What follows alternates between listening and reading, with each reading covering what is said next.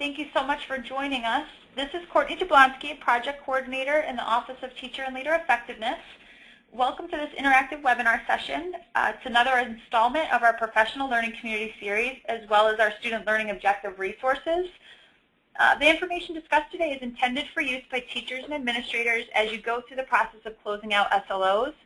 The webinar is going to highlight existing resources available on Engage New York, and then also offer reflective questions to consider at each step of the SLO results analysis phase.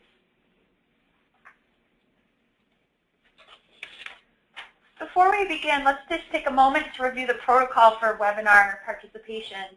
If you can go ahead and close any active windows or programming and place your phones and microphones on mute, that would be very helpful.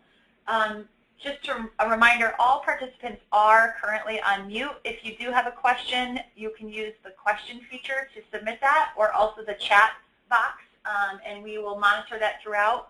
There will be opportunities where I pause and ask for any other questions that may be coming up throughout the webinar experience. So you'll have that opportunity there too.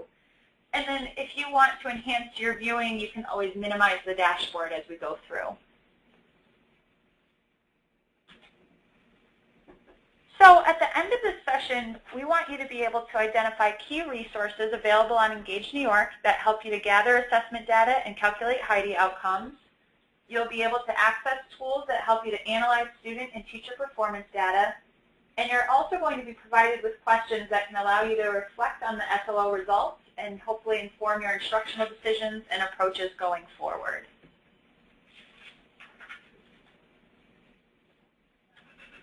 These 4 phases of the SLO process promote reflection, collaboration, and improvement around teacher practice.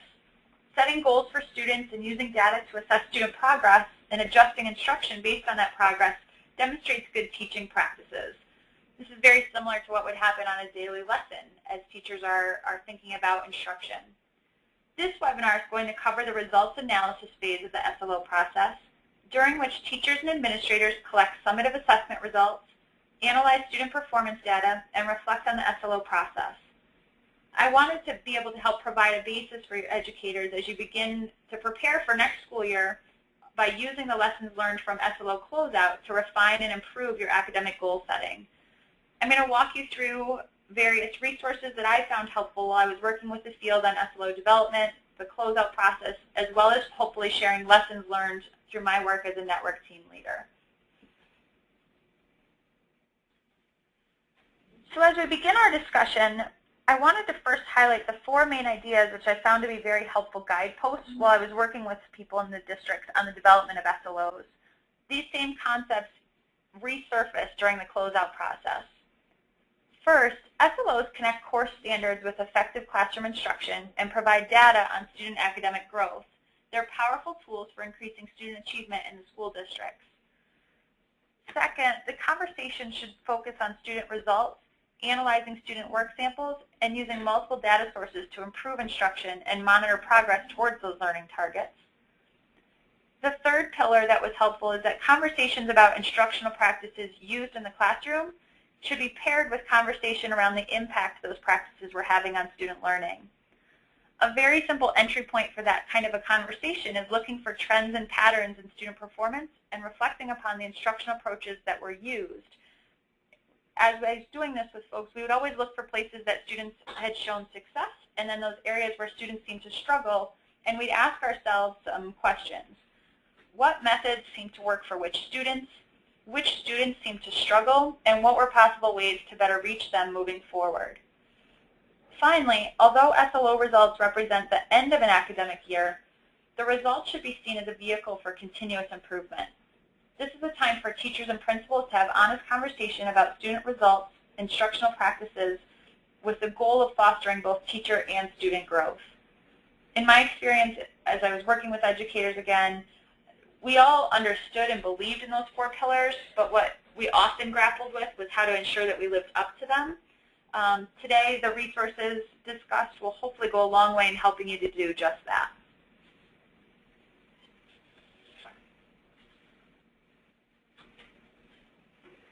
So this slide provides an overview of each step in the results analysis process. It's divided into two stages, the closeout stage and the reflection stage.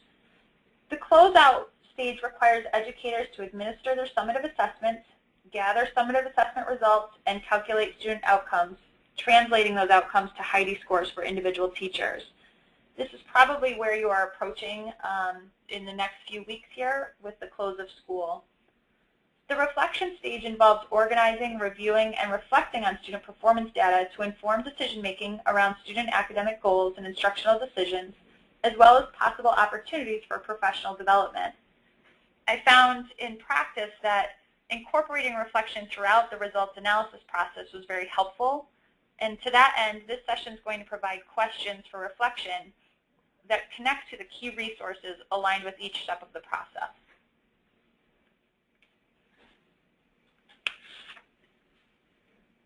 So let's look at this first step. As students progress through their instructional program, teachers collect a variety of data to help monitor progress towards academic goals and to determine appropriate instructional choices that ensure all students can successfully meet the demands of the course.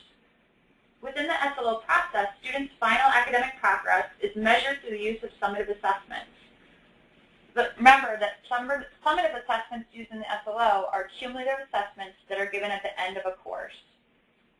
As we close out SLOs, this begins with the administration of those assessments, the collection of student performance data. NICED has offered educators a set of important resources available on Engage New York to assist with this portion of the results analysis phase, and we're going to spotlight some of those now in the following slides. So an important resource for teachers and administrators to review during the administration of assessments and the collection of results is the first SLO results analysis webinar. This outlines multiple approaches to scoring summative assessments and offers suggestions related to the team's scoring.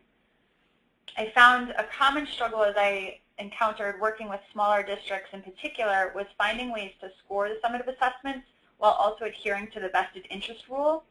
That vested interest rule, remember, provides that assessments cannot be scored by teachers and principals who have a vested interest in the outcome of the assessments. So the results analysis webinar was very helpful. It provided us with tips for districts and BOCES in developing clear procedures and processes that would ensure the neutral scores were in place for assessment review and collection and analysis of the data. One in particular sample that you'll find in the webinar was the expert panel. So we used this structure to model in our BOCES. We had experts from individual schools come together in a regional scoring session with multiple representatives from districts, and we had a either BOCES lead expert who had gone to the training sessions or a district representative who took on that leadership role and were able to then adhere to the vested interest rule and also help districts who had limited numbers of teachers in any one course or content area score their summative assessments properly. An additional resource that could be helpful during this process of scoring SLOs is the SLO guidance document. In particular, educators may find Section 6 of the SLO guidance document very helpful.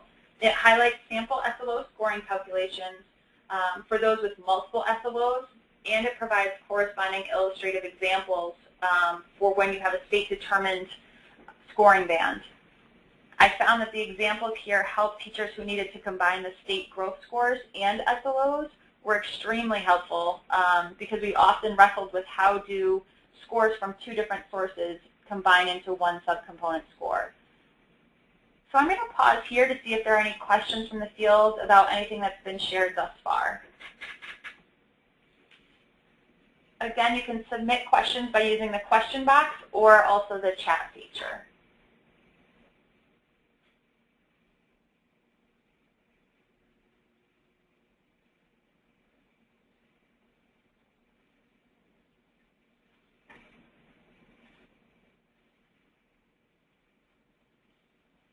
All right.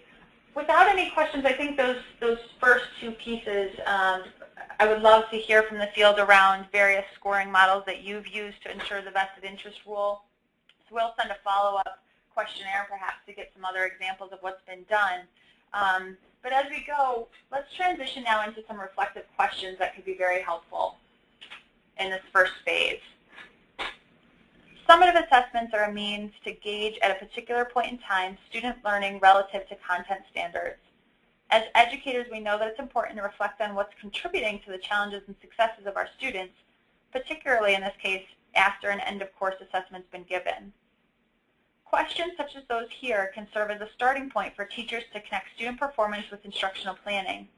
In some cases, the conversations I was a part of around student performance and teaching led to reflection with regard to strengths and/or shortcomings of the summative assessments chosen. I found really early on that conversations quickly could stall or turn to focus on problems rather than solutions. So I encourage you to find ways to keep the conversation focused on student outcomes and actionable next steps. Some of the ways we were able to do this was by providing a very tight agenda for the conversation. We were ensuring that all parties that were going to be part of the conversation had printed student data to look at. And then we also provided an action plan template that was used to capture the next steps or the brainstorm solutions during the session. And this helps keep the conversation focused on, again, analysis of student outcomes and the actionable next steps.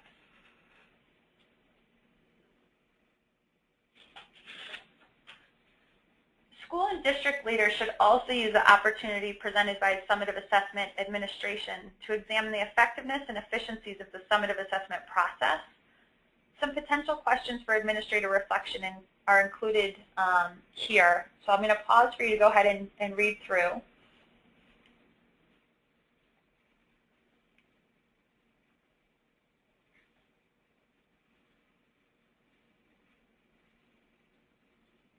Over the 2 years as I worked with the network team role, I saw many districts refine and enhance the tools that they use to document and report student results. Many had started with very simple digital tools and had advanced now to a more comprehensive system so that buildings across the district were doing this in a similar fashion. This really helped to increase efficiencies and then minimize that human error. I believe we're now in a place where most districts will probably only have minor adjustments in terms of the structures or processes, and the conversation can now turn to be more focused on the questions that enhance the meaningfulness of the SLO process. When districts and buildings are able to articulate how student targets and performance are reflective of their established goals, or when they're able to identify professional development needs through the analysis of results, the SLO process becomes that much more powerful for students, teachers, and administrators.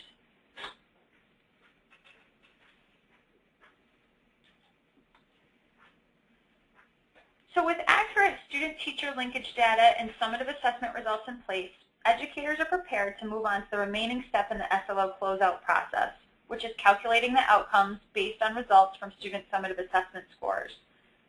To streamline the process and avoid duplicate entry, a technological solution as simple as an Excel spreadsheet may help simplify and organize the entire SLO process. We heard from many of our grantees over the course of the year, and I'm sure most of you have experienced this as well, that as more data entry occurs, there's opportunity for errors that increase as well. So for that reason, attention needs to be paid to the recording of scores, the reporting of those scores, the tallying of students that meet the targets, and also the calculations required to identify the final HEDI scores. The score and rating must be communicated with the teachers. Conversations between an educator and an evaluator can center not only on student outcomes, but also those instructional practices as well. Although it should not influence the final score of an SLO, I found that some principals asked the teachers to bring documentation of how the formative practices, the instructional practices that they used throughout the year that demonstrate how they were able to guide their students towards those targets. And in this manner, SLOs function as a guide for identifying instructional practices that have been shown to have the greatest impact on student learning.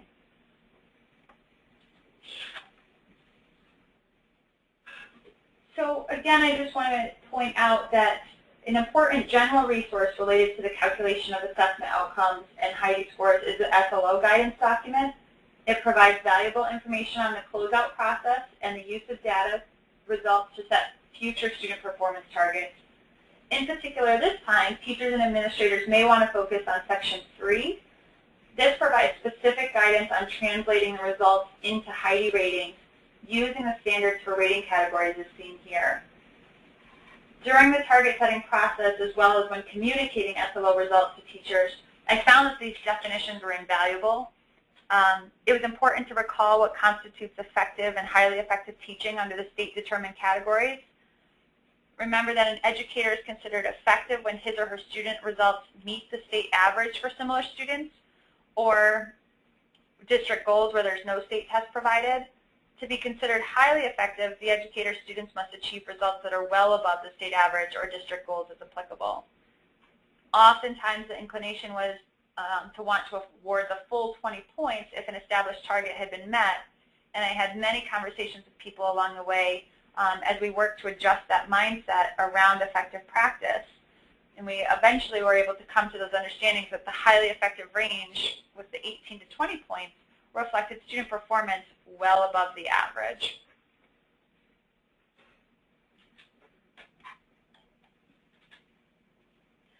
In addition to the information it contains related to scoring the summative assessments, the first SLO results analysis webinar also provides useful information related to calculating assessment outcomes and translating the results into HEDI scores.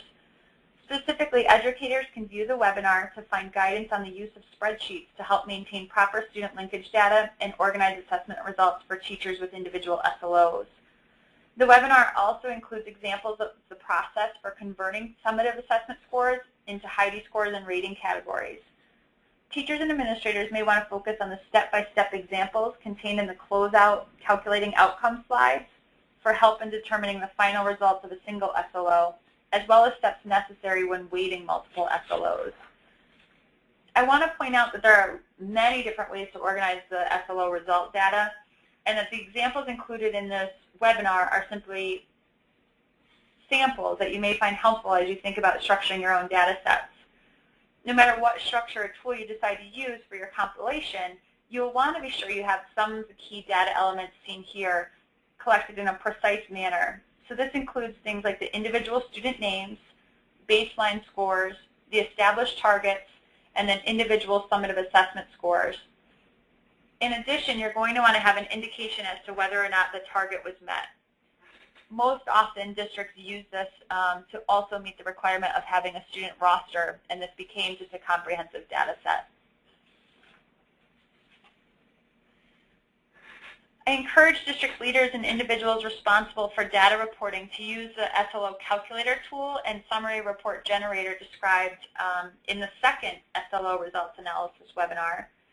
These tools, or some tools similar to them, assist in calculating multiple HEDI ratings and can provide summary results that can be used to inform instructional decisions and approaches.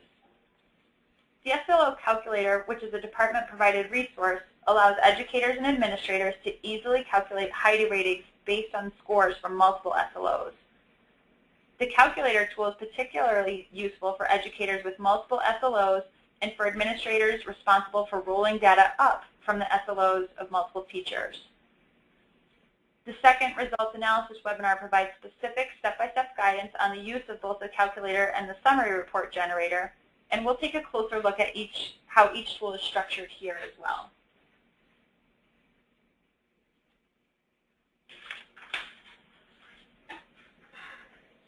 So this is the SLO Calculator tool. You'll see that there is the top portion when you first log on to the worksheet that defines what each entry will represent. The middle portion of this worksheet provides an example of how to use the calculator. This also allows entry fields for up to 6 SLOs for any one individual teacher. And there's drop-down menus for entry control that will aid kind of the downstream data analysis. This will calculate individual proportioned SLO HEDI scores and overall rounded weighted scores based on the number of students indicated for each SLO. I have to admit, when I first used this tool, I was very confused by the top 2 tables. I was trying to input data, and it wasn't working. I was like, it's not calculating the final score for me. I soon came to realize that these top 2 tables were for information only, and that your own student data must be entered in the yellow boxes below the example data set once you are in that third box, the data you enter will be automatically calculated in the white boxes labeled proportion and weighted value. If you're using this tool for more than one educator, just be sure to save individual worksheets for each educator so that the results are not combined or weighted based on more than one teacher's data at a time. So I'm going to pause here again to see if you have any questions.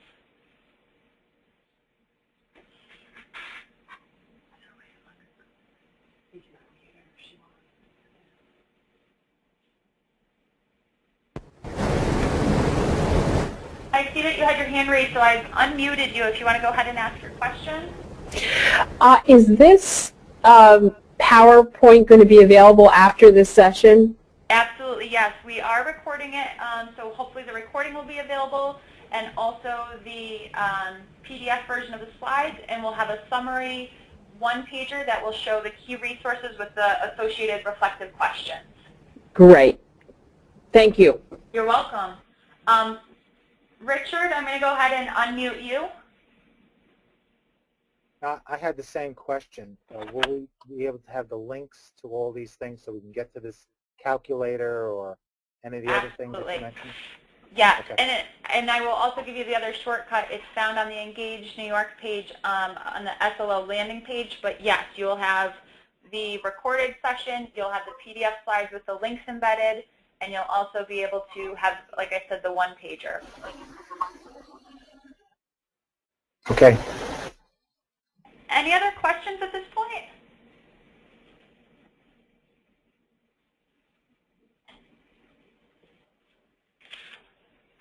Okay, then I'm going to go ahead and walk you through the summary report generator.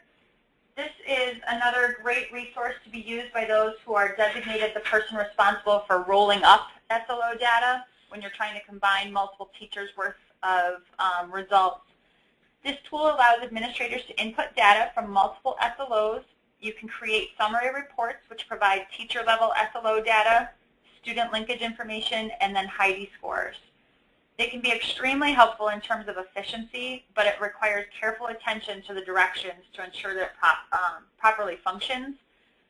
First and foremost, you're going to want to be sure that you're saving the file with the exact file name without any additional characters.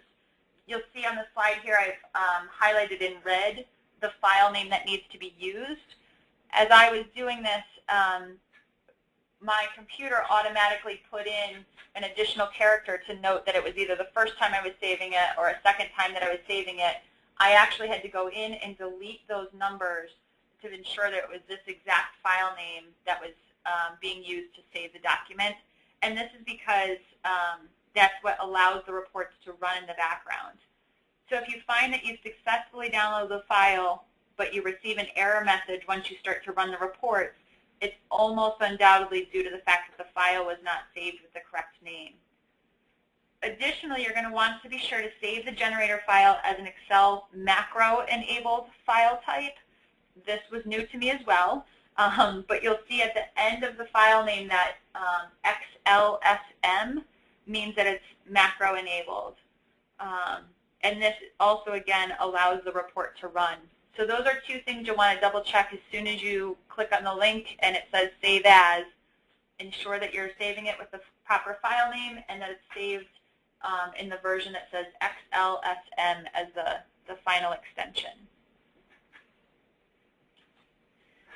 Once you have it properly saved, you are able to roll up data.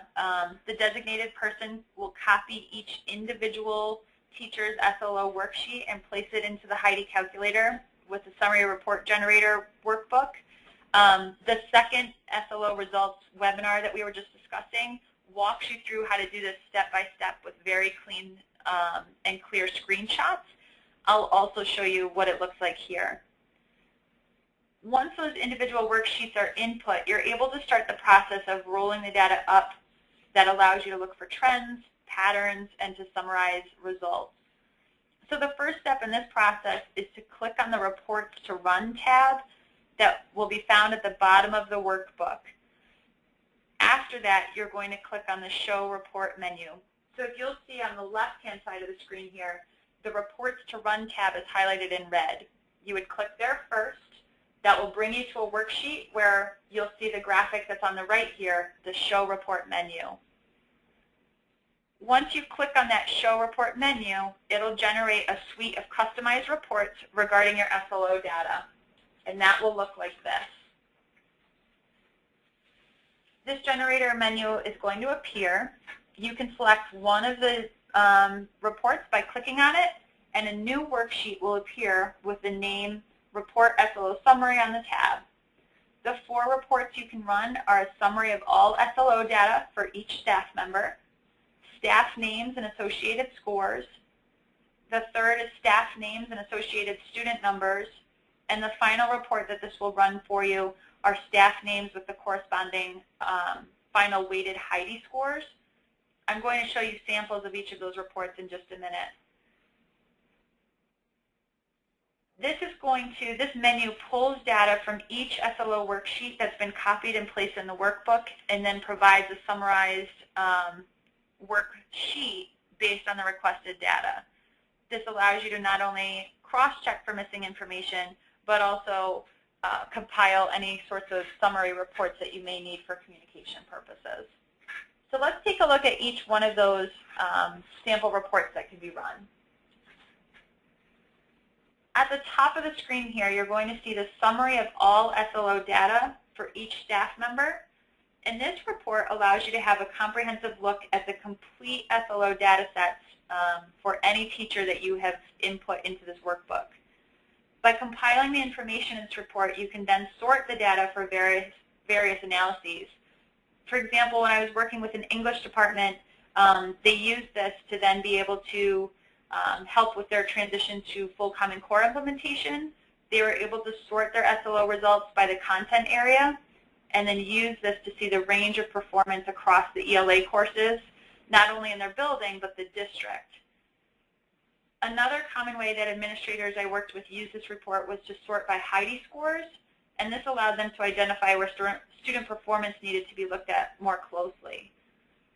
So this was one source of information they used to identify areas that could be in need of professional development or further support for their action planning. The second report that you see on the screen here is the staff name and associated score report, and this provides you a slightly condensed form of very similar data to that first report. As you can see here in the second snapshot, you still see the individual teachers and their associated SLOs, but you're no longer able to see the same level of detail with regard to the course or the number of students included in the SLOs. I'm going to pause here again. Are there questions around these 2 reports?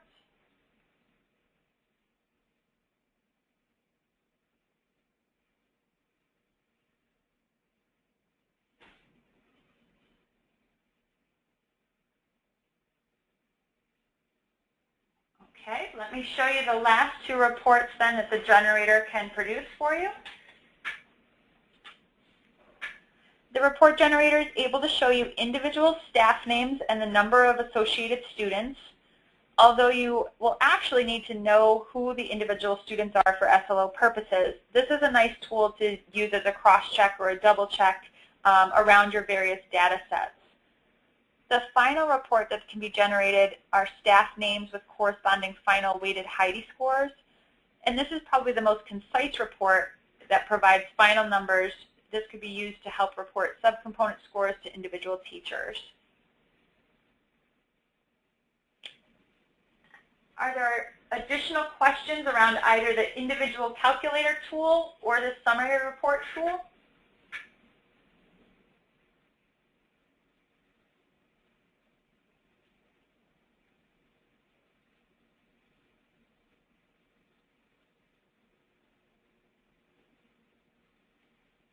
Okay.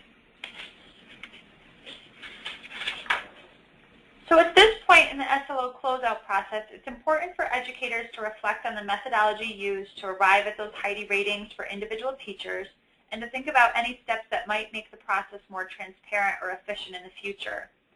Some of the potential questions that could be used for this reflection are seen here.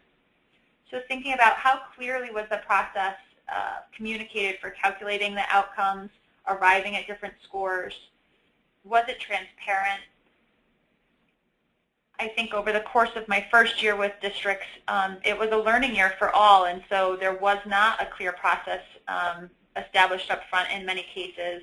I think certainly now, reflecting back over the past 3 years, it's become much more routine, and teachers are more comfortable with the process, and they trust in how districts are actualizing those final results. It's helpful for districts to really reflect on the process of checks and balances to ensure that data is accurately input, the integrity of that data.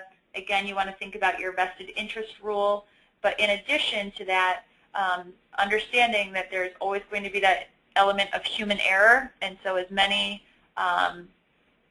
safeguards we can put in there, whether it's using technological tools or resources, or at least having multiple people do the review of the data, is really important as well. Some additional questions that could be asked during this reflection stage are seen here.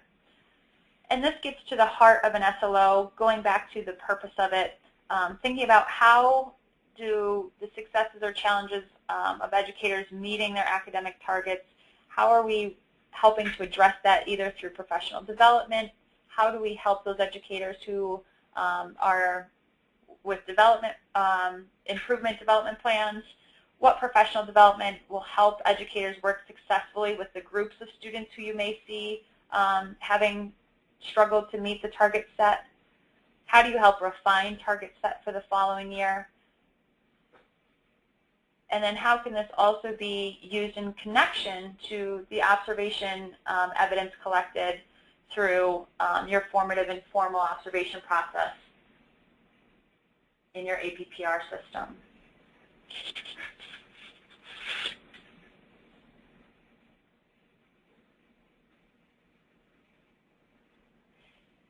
You're eventually going to transition from the closeout process to this reflection stage that we've been threading throughout. This involves both formal reflection on the SLO process through your end-of-the-year conferences and informal self-reflection on the part of teachers and administrators. As we discussed earlier, one of the most important aspects of the entire SLO process is that it allows for the opportunity to reflect on student learning outcomes at all levels, including the classroom, at the grade level, the department level, the building level, and the district level. The SLO closeout process provides valuable information for everyone, including teachers, coaches, building leaders, district leaders, and you can formally organize, review, and reflect this data to help inform classroom, school-wide, and district-wide decisions about goals, and also informing instructional decisions or approaches. After teachers and administrators have completed the work of the SLO results analysis phase, through that administering of summative assessments, the collecting and analyzing performance data, assigning the corresponding HEDI scores, and reflecting on the process, the preparation phase begins for the next round. Lessons learned during the analysis phase provide a critical basis of experience and information that can help drive the process of setting academic goals for the following year and preparing for the next round of SLOs. In order to ensure that SLOs fulfill their intended purpose of promoting academic progress through improved instruction, educators should remain focused on the lessons learned and apply their combined experience to make necessary adjustments to the process of developing, approving, implementing, and monitoring SLOs. I encourage you to think about your own school or district and the ways in which your analysis of SLOs results can feed into the preparation for the next year as we move through the remaining processes.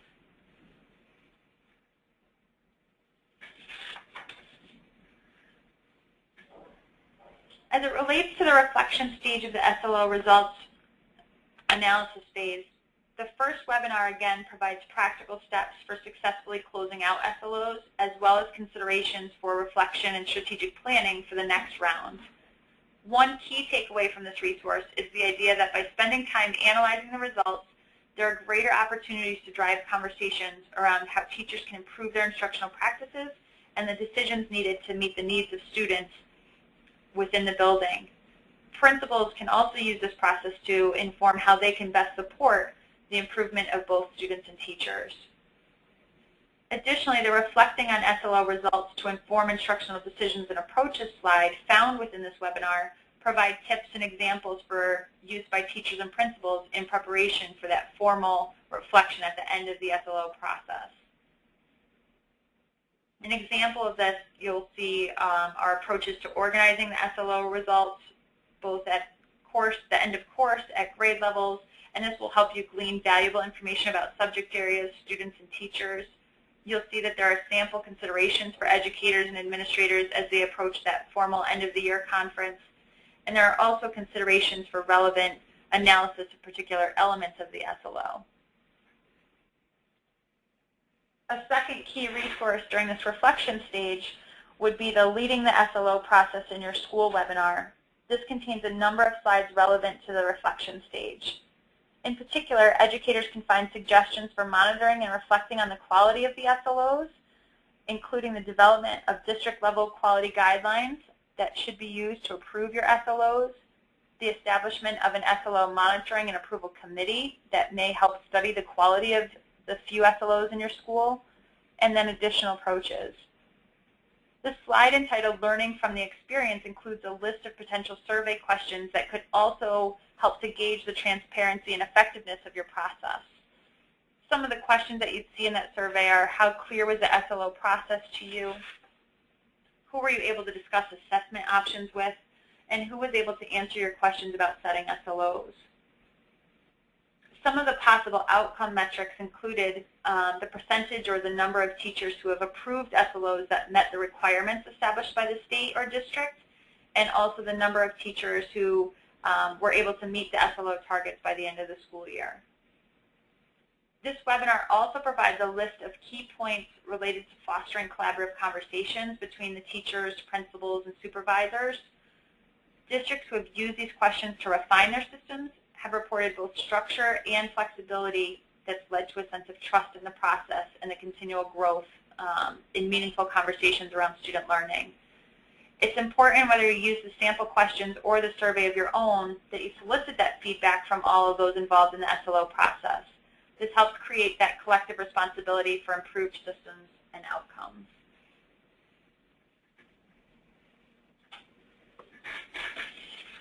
The last two resources I want to share with you are really a combination of tools found within this toolkit here. It's an invaluable resource that is from the Reform Support Network's Quality Control Toolkit for Student Learning Objectives, and this is also accessible through Engage New York. This provides a set of state and district level examples that help educators and administrators assess the quality of their SLOs. It allows you to audit the rigor found within not only the SLO itself, but your process. You'll see screenshots here of some of the additional resources that go hand in hand, like I said, with that toolkit. So in conjunction with the resources contained in the toolkit, I found the multi-state SLO quality review rubric and the annotated sample SLOs available on Engage to be key tools for educators. The multi-state rubric is a set of criteria developed by the multi-state collaborative, and this is used to assess the quality of the individual SLO components. The narratives found on the annotated samples used in connection with that rubric provided educators with specific tips and recommendations for each of the required components found on the SLO template. So this really helped the districts that I was working with to ensure consistency and quality across groups of teachers who are working independently to draft SLOs. It also provided a common ground for the conversations through the approval process to ensure that SLOs being set were objective and rigorous across content areas.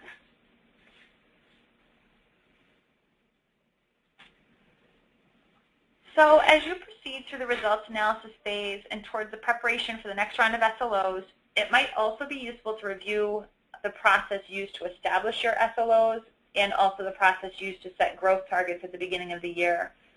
This review may help to focus conversations around results and could also provide a basis upon which to think about ways in which your process could be adjusted to ensure it's promoting that continuous instructional improvement. You'll see some links here as a refresher. You'll see the SLO Preparation and Development phase. We have the SLO 101 through 103 webinars, which provide an overview of the SLO process and information on the establishment of rigorous targets for growth and quality measures. In particular, SLO 103 webinar focuses on the use of multiple data sources to establish targets. This is extremely important as we're thinking about finding ways to use baseline measures, past performance trends to really help inform our target setting process.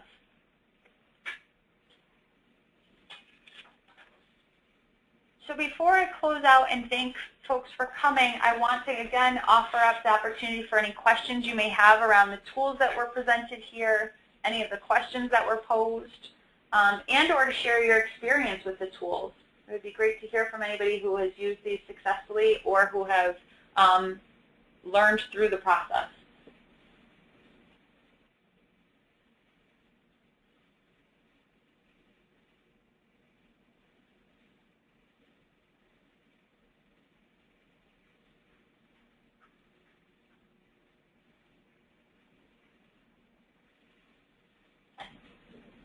Sharon, thanks again. I'm going to unmute you in just a second here.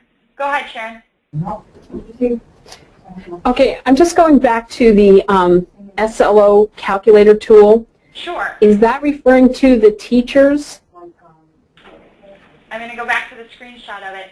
The SLO Calculator tool is meant for an individual to take a look at their results. I encourage you, you could have individual teachers doing this, but I also would encourage a real district and or building level person going back to the vested interest rule, thinking about how you do this comprehensively and securely within a building. But certainly it could be used by multiple stakeholders.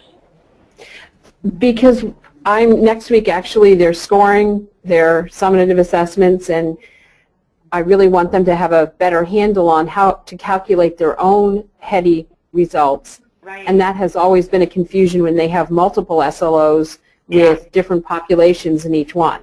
This would be an excellent tool to help them just see the final results and walking them through the process of how they get to this. But absolutely, this will help you.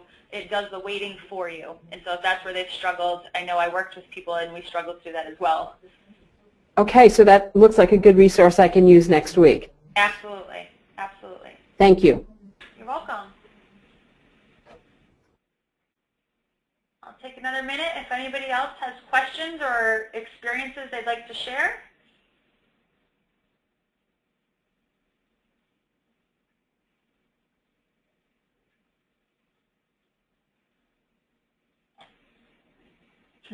Sharon, go ahead. Oh, you know what? I'm sorry, I must have done that by mistake. I didn't actually clear your hand, so I'm actually seeing it from a second ago. I'm sorry about that.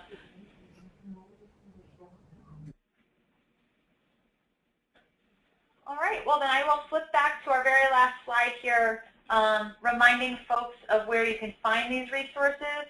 Let me get to the final slide here.